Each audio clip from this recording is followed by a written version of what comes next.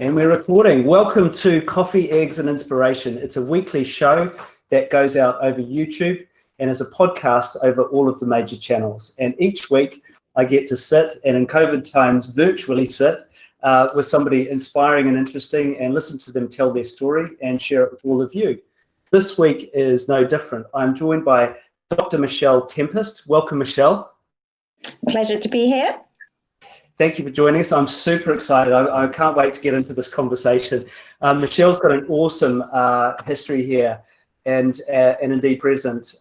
She's a partner with Candesic, which is actually a strategy consulting company, but by background, a medical doctor, a psychiatrist, in fact. So medically trained, and has been recently back on the front lines as part of our battle against COVID. And author of a book called Big Brain Revolution, Artificial Intelligence, Spy or Savior. A really interesting take on the combination of technology and how it's affecting our psychology as individuals. So can't wait to talk about that. A lecturer in medical ethics and at Cambridge University, and also an investor and I guess for that reason an entrepreneur in medical care and life sciences. So not only talks the talk, but walks the talk as well. What an amazing combination, Michelle, of skills and things that you brought together. Let's start by talking about you, and how is it that you trained to be a doctor and then cross that divide, and you're a business person now. You're in strategy consulting. You've got some investments. Why that mix? Well, look, pleasure to be here. Why that mix? Great question. So in terms of healthcare, look, I loved being a doctor. I absolutely loved being a doctor. And it's a huge honor to not only train as a doctor, but then I spent 14 years of my life in the National Health Service on the front line, seeing patients every day, and actually realizing through that journey that life and careers are a long time. So when you're on that journey, what you realize is that you are sort of giving your all every single day to an individual person, and actually trying to help them to help themselves, because that's one of the ideas of mental health, really, is that you are is not about you, it's about how you can help somebody else sort of manage their journey throughout life. And I guess that when you realize, and when you're in that situation, one of the exciting things is the fact of you can also think about it at quite a structural level. And I think there are lots of clinicians out there who will, in the future, actually probably do things quite similar to the way that I've done things, because historically it was actually very difficult to move between frontline healthcare and then actually taking a bigger picture view and actually sort of saying, well, how does this work and interact in the bigger scheme of things? And to bring it, I suppose, really to frontline and modern day thinking, part of that transition would be, imagine when you're a frontline doctor in COVID-19 times, and you're there with sort of an 80-year-old patient who's lying in hospital, and you know that you had to move them out of the hospital. So of course, what's happened is that some of those actually were transferred into care homes, and then of course we're looking at the sort of the ramifications of that. And that's a very structural thing, because you're always left as a hospital doctor, which is where I sat, is kind of realizing that actually you're only seeing a very small bit of that person's journey. And actually, you actually want to ensure that actually when you discharge them out of hospital, you're discharging them into something safe, and for looking at that more longer term care. So that's, I suppose, in some ways, I did an extremely slow transition into thinking, okay, this is what happens on the front line, and then bringing that knowledge to bear into thinking, well, how does that relate into sort of managerial function and business function, and then taking that as a global view, which is why I work at Candesic, to think about, well, what do you, strategically, how do you join up all these how do you join the dots? How do you join the pieces together to think about whole pathway of care, social care, brings in education. So it creates a much broader vision. But you're right. I don't think that it's not just about the theory. It's also about making sure that you link it up. And I think that one of the positive things, which I hope I bring to the picture, is to be able to, and I think you do that as well, which is about not just sort of talking the talk and just thinking about it, but really rolling your sleeves up, getting involved, and ensuring that actually the strategy also gets operationalized. And then from that, in modern day times, we're also looking at how do you make things more digital? How do you bring in technology? And that can link many things up, which is the reason that then I got super fascinated around the whole thing around artificial intelligence, and hence the book, which is Big Brain Revolution.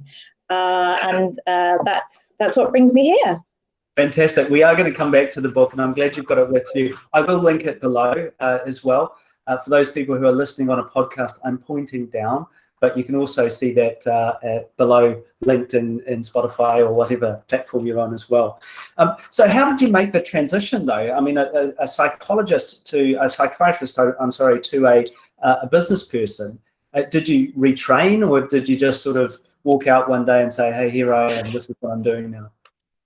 No, so I'm actually I was a psychiatrist, and I also trained as a psychologist. So I did cognitive analytical therapy on my journey, and very much was involved in trying to treat people with medically unexplained symptoms. And I think that if there's any psychologist or healthcare professional listening, we'll probably all be very familiar with the fact that we're not just kind of like do one thing one day, off to do something else another day. So that's I did perhaps one of the slowest ever cross tapers of careers known to man. So it was a 10-year journey whilst I originally started actually in my annual leave as a hospital doctor, working on projects for Candesic, which is where I transitioned into. But you very much have to you can't just, I think, swap from one thing to another. You have to kind of go through. It's a journey, and it's a learning journey. So it took me around 10 years to make that transition.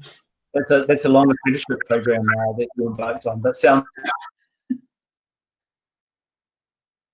See things I recognise in your story. I'm a recovering lawyer. That was my first career.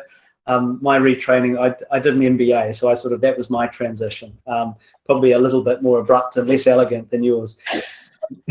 Anyway, what parallels? Just more expensive, I would say. I've only just stopped paying it off. Very expensive sabbatical, that one. What are the parallels that you see between what you learned in medicine and how you're now applying that to business? So I still very much do healthcare business. So I've never lost my love for the care sector. So I think that one of the things which we do is we bring together sort of a multidisciplinary approach. And I guess that's a very healthcare sort of way of looking at life, is the fact that you realize that, you only know what you know, and you don't know what you don't know. So really, we all need friends, right? We all need help from others. And so what we do in business is we bring in the healthcare experts, academics, and the MBA business experts, and we join those things together to try and piece together the puzzle. So, I guess I come from the much more kind of, I call it kind of my feet are on the ground of really thinking through, okay, this might, how is this practically going to work, and how is it practically going to change? And in a similar way, I suppose, then that brings you into technology and the digital side, because what will often happen in terms of particularly something like healthcare actually is that you get digital solutions which come into healthcare, but that are not always asking the right question, because people just have never seen what a patient journey is like, or indeed have never practically, and who would know what a hospital is like 3 a.m. in the morning unless you've walked the walk there many times. So it's a very different place at 3 a.m. to 3 p.m. Yeah, no doubt it is. So I can't wait to start talking about the book, and more importantly, the thesis within your book. We've got a high-flying medical executive and a technology executive here on the phone together. Or the Google Meets, the video together. So really interested. Hold your book up again, by the way. Where's that prop? There it is. Yeah. So if you're watching on YouTube, now's the time to take a screenshot. you're listening, just go down below. There's a link there. It's much easier anyway. What a wonderful piece of art, by the way, on the front. Very interesting diagram of the brain, sort of radiating pieces around it. I always think, yeah, the cover has to be pretty, right? It's a pretty cover.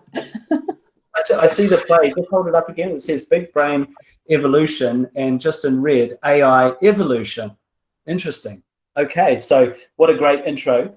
A few clues there on what's inside. Tell me your thesis. Well, the thesis actually is to encourage people to think about those two things, putting those two things together. So I guess in terms of artificial intelligence, and in terms of technology, and in terms of coding, and in terms of all these very geeky things, which I'm sure you know all about, I guess I wanted to write something to kind of say that actually we shouldn't be scared, or indeed, you know, we shouldn't hold back on being inquisitive about digital technology just because a lot of people kind of put their hands up and just sort of say, oh, it's not something I understand.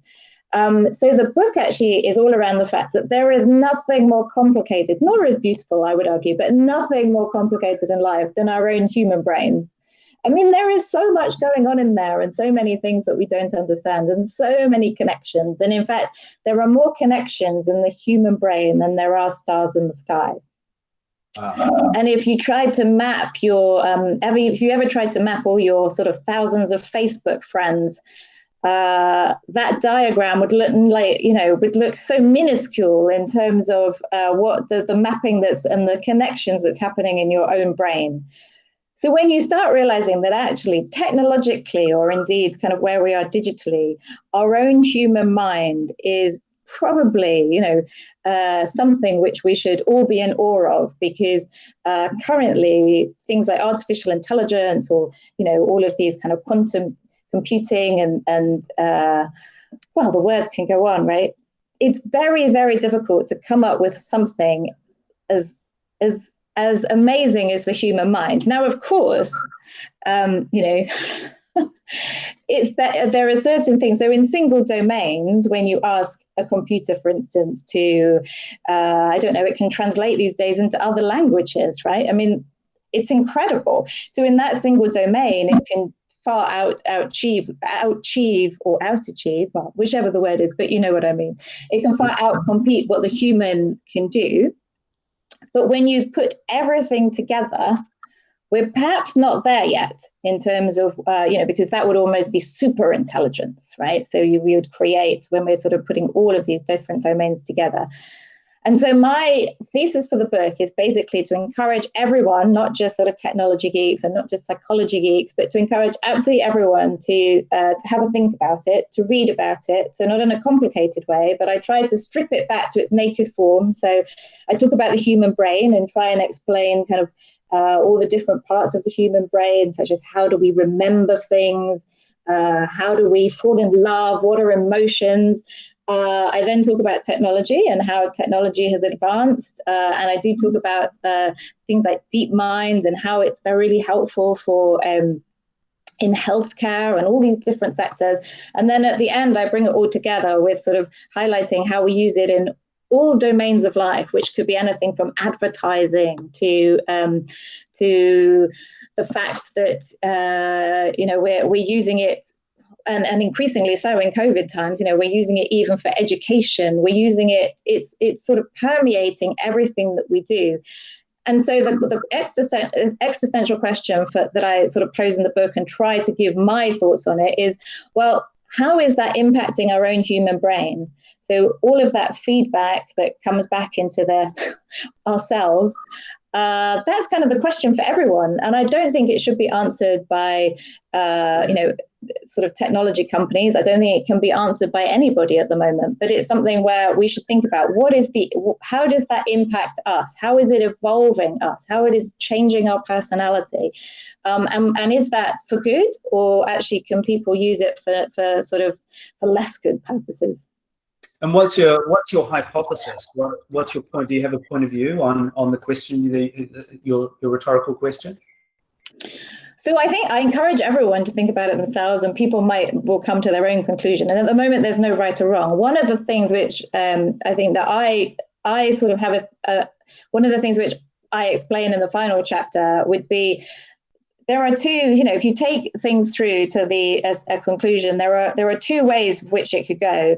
Firstly, is that we could we could make everything go a bit like Costa Coffee, if I'm allowed to say Costa Coffee on here. So in terms of, sort of the way that unique coffee shops kind of pop up all around the world, and then all of a sudden we try and unify everything. So you could almost make that analogy with how we're trying to unify the way that the human brain kind of interacts. So the way that we even teach, the way that we encourage our neural networks to combine might actually just become very same-ish. So there is one school of thought that would sort of say, well, we're all traveling along a world where, although we talk about diversity in modern day time, maybe actually we're becoming less diverse than we were, i.e. technology is actually moving us to be more similar than more diverse. And yet that would kind of be, whereas Darwinian evolution would spring off all sorts of curiosities. So that might be one way. Or the other way would be that if we outsource quite complicated things to computers. So for instance, something which I do on a daily basis, or almost a daily basis, or at least a daily basis when we were allowed out, would be to outsource to my mobile phone to kind of sort of to geolocate myself and to sort of map where I go, walk from one place to another. So effectively, that's my brain no longer has to think about it. So I'm outsourcing a task to something else. And just like a muscle, if you stop using that muscle, it can start withering away. And so then the question comes, well, that's super useful, right? I would probably get lost if I do get lost without using sort of Google locations and GPS. But the question becomes is, once you do that, or once you're encouraged to do that, and once technology evolves to allow you to do that more and more and more, where do you stop?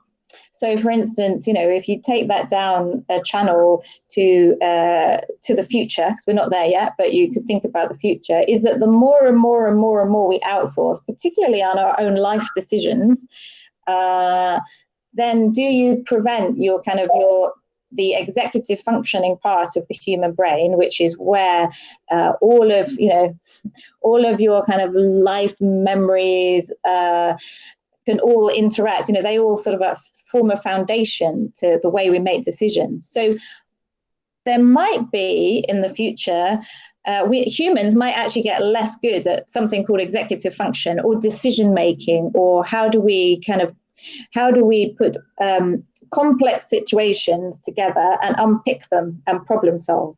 And that in itself is such an amazing quality that the human mind has that probably we don't really appreciate in our everyday lives. So my thesis is to say, appreciate what you have, because your own brain is actually doing a lot of hard work in there whilst you don't even realize, and then think, well, how could it be impacted by technology? Because of course there's a great thing that you can go from point A to point B, but there's a famous story actually that I will add in here to give an example. So for instance, if you trust technology to the extent that you are stopping thinking, there was a male driver that was following the GPS, and he was trying to find a petrol station, but the GPS was basically taking him to the wrong place, and he basically drove over a field, drove through a fence, and then actually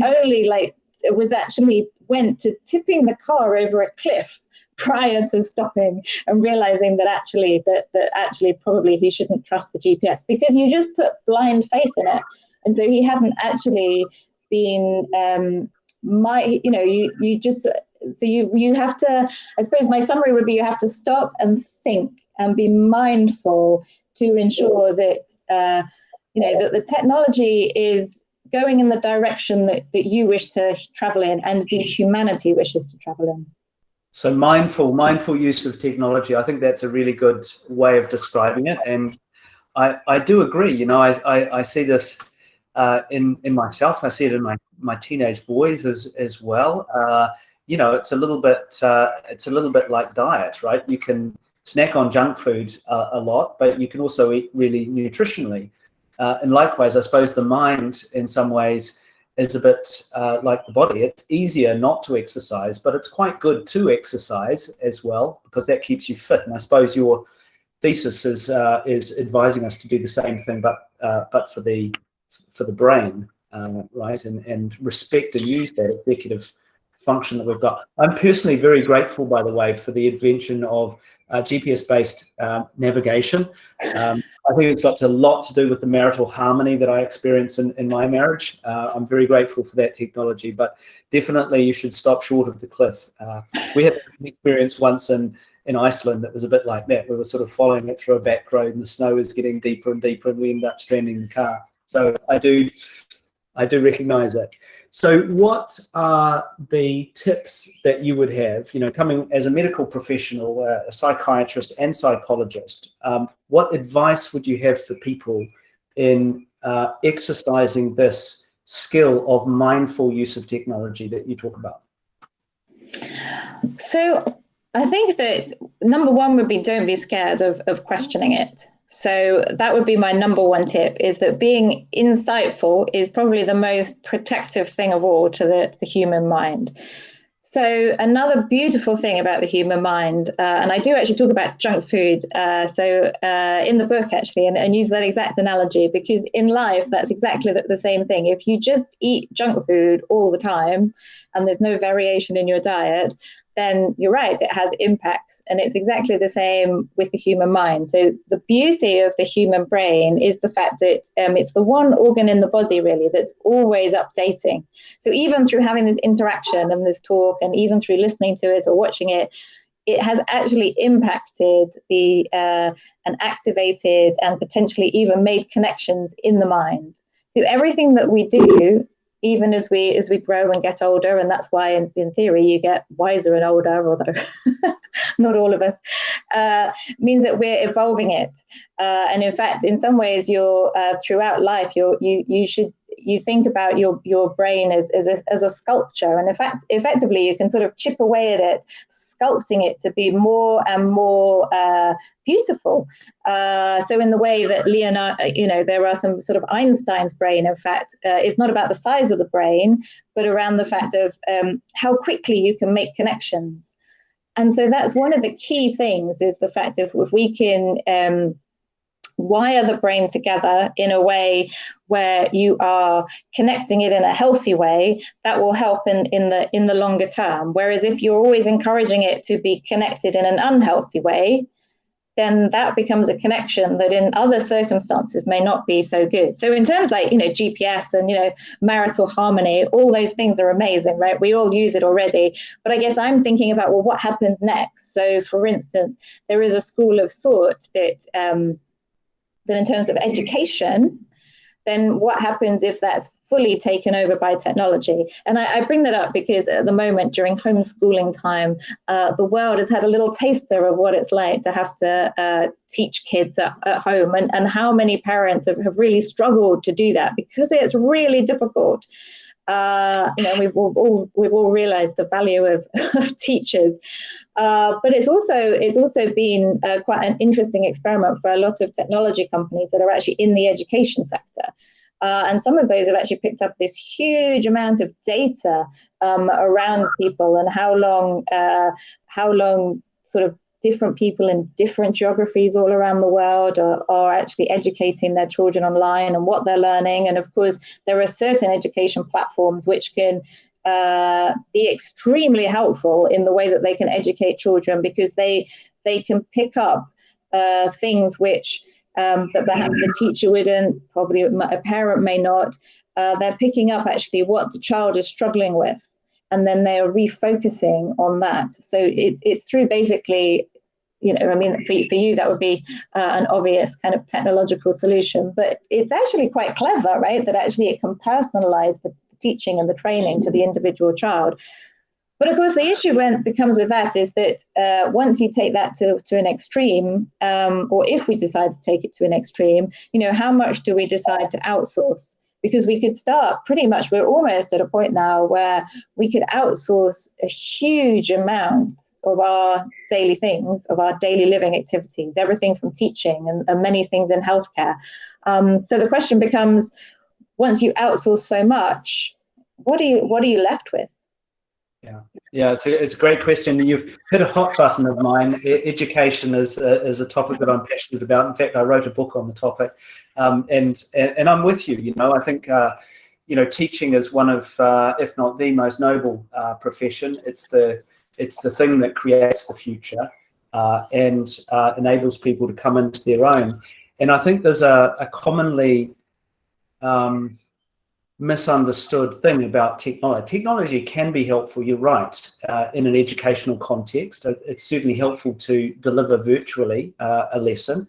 Of course, these are superficial things, but actually I think technology is the context in which education happens.